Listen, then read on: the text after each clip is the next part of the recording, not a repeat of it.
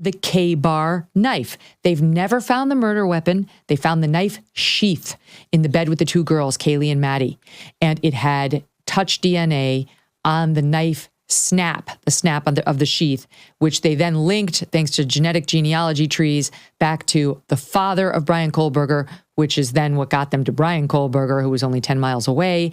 And then once they got him in custody, they did an affirmative DNA test of his cheek swab, and that was 100% plus whatever the numbers are. They're astronomically in the favor of it being him and his DNA on that knife sheath snap.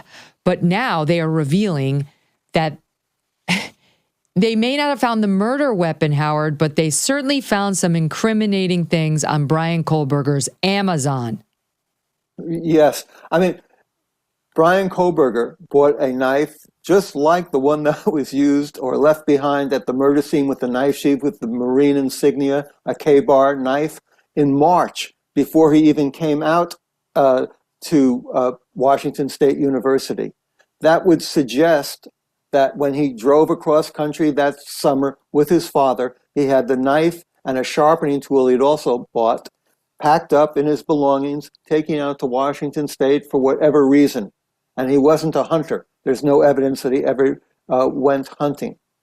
What also has been revealed is that after the murders, and the knife has now disappeared, his Amazon account, or the account that's shared by Kohberger and his family members, he was clicking on other knives as if to purchase them again.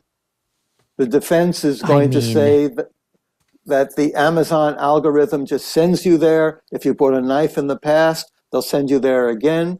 But buried in the prosecution's filings is they're saying that they're going to have a witness. They mentioned that just yesterday, who's going to testify to him having possession of a K-bar knife. Will this be a family member? I found that sort of interesting. Could a family member be going to the stand to testify against Bryan?